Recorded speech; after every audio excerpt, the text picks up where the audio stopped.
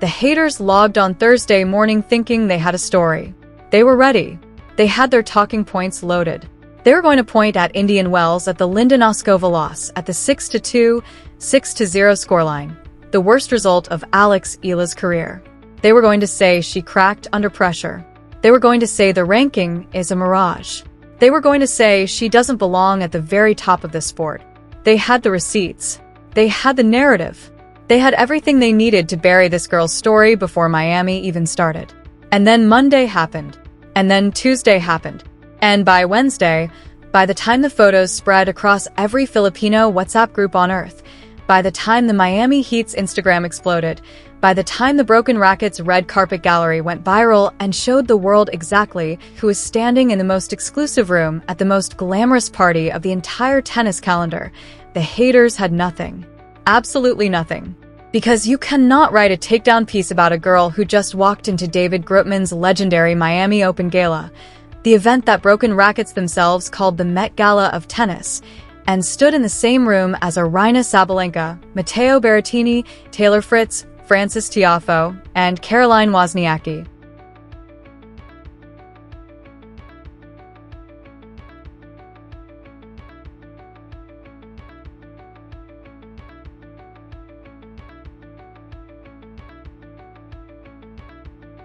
Amazing. That's why I stayed to watch the night match, to hear the fans, to feel the energy that comes, because that's all we talk. You cannot call her irrelevant when the most celebrated Filipino-American coach in NBA history just went on social media to tell the world she is a powerhouse.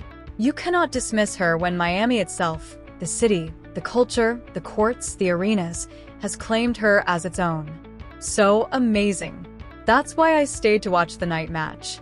To hear the fans, to feel the energy, because that's all we talk about. The party started without the haters, and this video is going to show you every single thing they missed.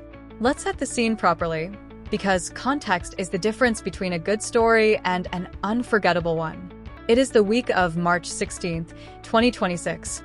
The 2026 Miami Open is days away from beginning at Hard Rock Stadium in Miami Gardens, Florida. One of the most glamorous stops on the ADP and WTA calendar, defined by the city's vibrant culture, nightlife, five-star dining and hospitality, iconic beaches, and celebrity appeal. This is not just a tennis tournament.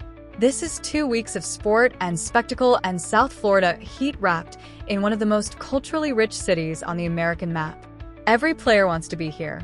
Every celebrity wants courtside seats. Every brand wants their logo in the frame. And into this world walks Alex Eala, world number 29, the 31st seed.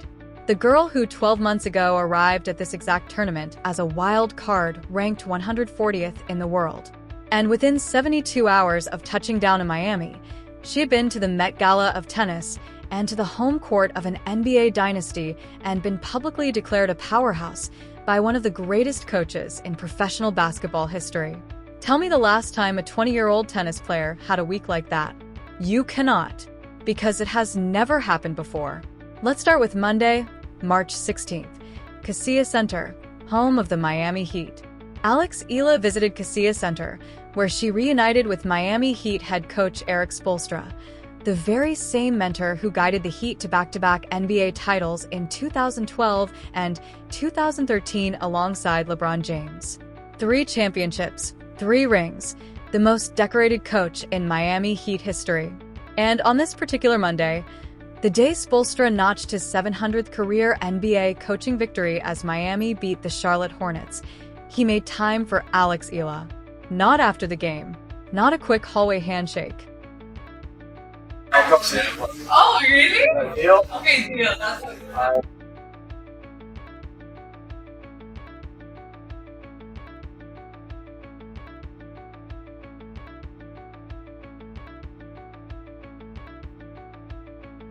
That's the Heat documented it. They filmed it. They edited it into a feature video and posted it to their official social media pages with a caption that the Filipino internet has not stopped talking about since. Just 2 powerhouses repping the Philippines at the highest level, read the caption.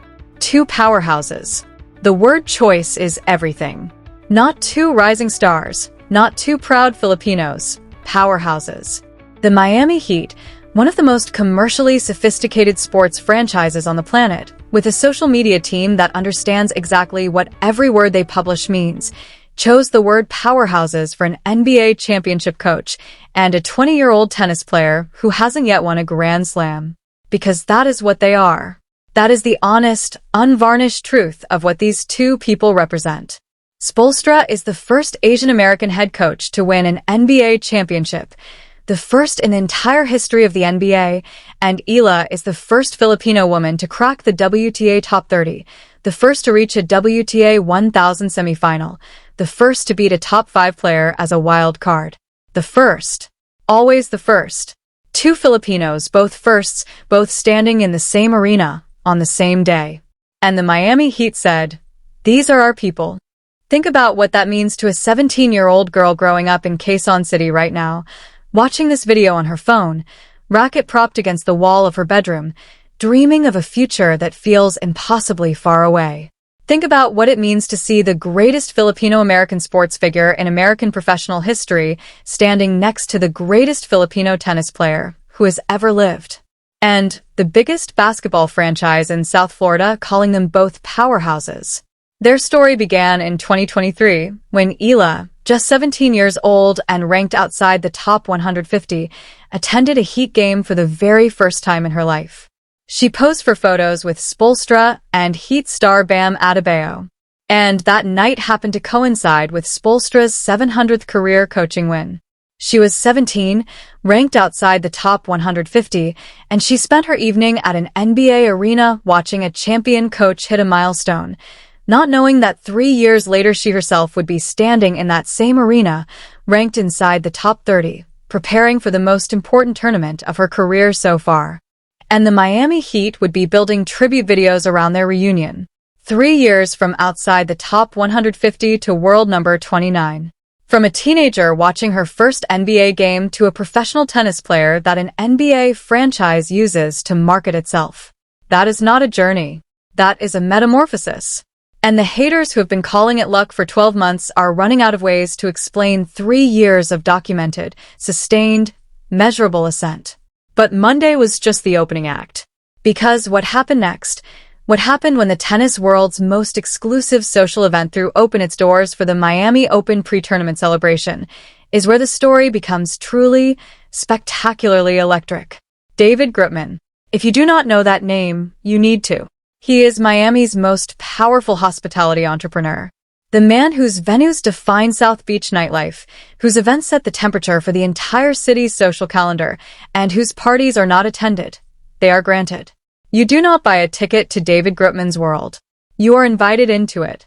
And the guest list he assembled for this year's Miami Open celebration was by any measure the most extraordinary gathering of tennis royalty that South Florida has ever seen. Aryna Sabalenka, world number 1, defending Miami champion, was there with her fiancé Georgios Frangilis. Gregor Dimitrov was there.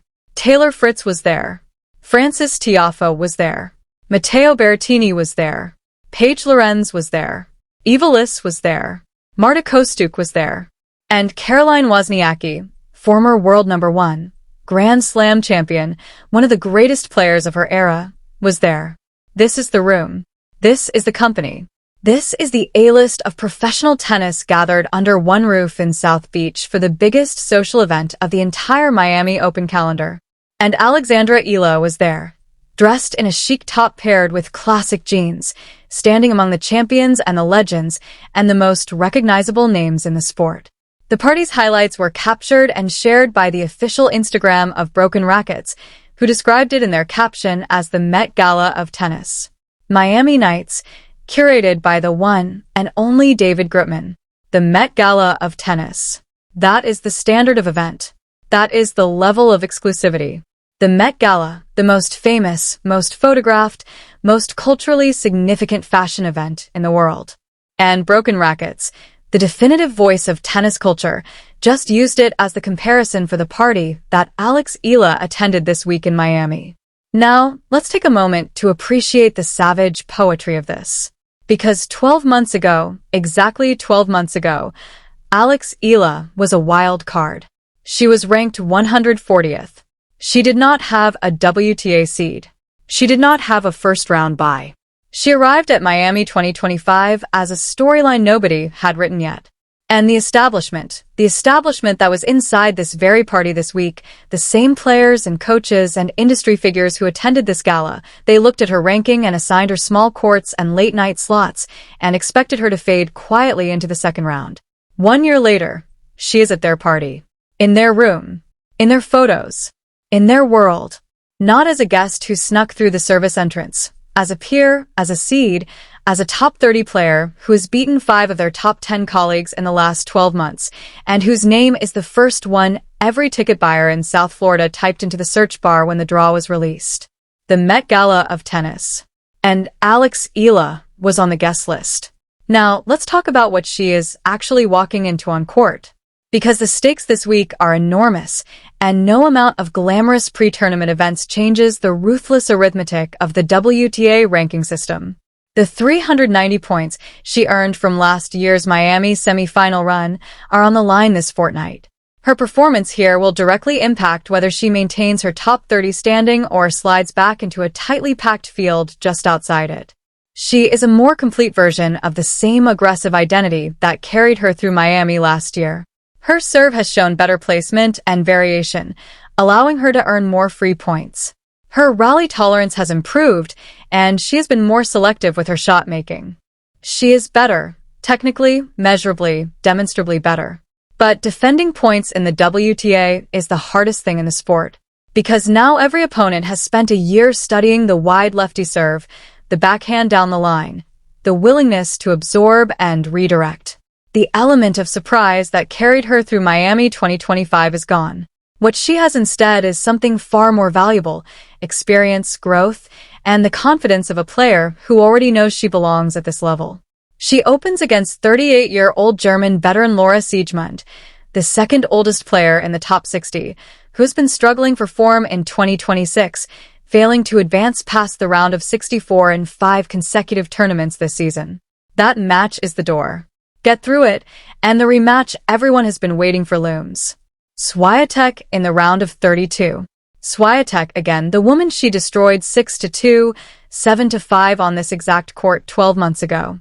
Eala ripped through the 2025 Miami draw with a fearless first-strike mentality, taking out Ostapenko, Keys, and Swiatek before falling to Pegula in the semifinals. And now the draw has set up a potential rematch on Swiatek's first tournament back at the scene of her most public humiliation in recent memory. Do you think she has forgotten? Do you think she hasn't spent hours in practice since Miami 2025 specifically preparing for that left-handed forehand, that cross-court angle, that aggressive baseline game that stripped her of a set and a half in under an hour? She has. She absolutely has. The rematch, if it happens, will be a completely different match. A tactical war between 2 elite competitors who now know each other's game at a molecular level. But here is what Swiatek also cannot prepare for. Here is the one variable that no amount of practice footage can neutralize. When those lights come on at Hard Rock Stadium and 60,000 Filipinos start making noise, when the flags go up and the chants start and the atmosphere that Jessica Pegula described as something she had never experienced in her home city begins to shake the walls, Alex Eala will feel it in her chest like a second heartbeat. And Swiatek will feel it too, in a very, very different way. Let us talk about the haters one final time, because they deserve a proper send-off. These are the people who after Miami 2025 said it was a fluke, who said the wild card draw was favorable, who said Swiatek had a bad day, who said the Filipino fans were just a novelty crowd that would disappear when the results didn't follow, who said Alex Eala would fade back into the rankings, and in 6 months, nobody would remember her name. They watched her go to Dubai and beat Pavlyuchenkova, number 7 in the world. They said she got lucky in a tiebreak. They watched her go to Indian Wells and beat Coco Gauff. They said Gauff was injured. They watched her reach a career high of world number 29. They said the rankings were inflated. And this week, while they were busy composing their next dismissal, while they were polishing their next, actually the real issue with Eala is, think peace. She was standing in Casilla Center with Erik Spoelstra. She was walking the red carpet of the Met Gala of tennis. She was photographed alongside world number 1 Aryna Sabalenka and former world number 1 Caroline Wozniacki at the most exclusive event of the entire Miami Open calendar. The Miami Heat said it. Just two powerhouses repping the Philippines at the highest level. Powerhouses. Not prospects. Not wild cards.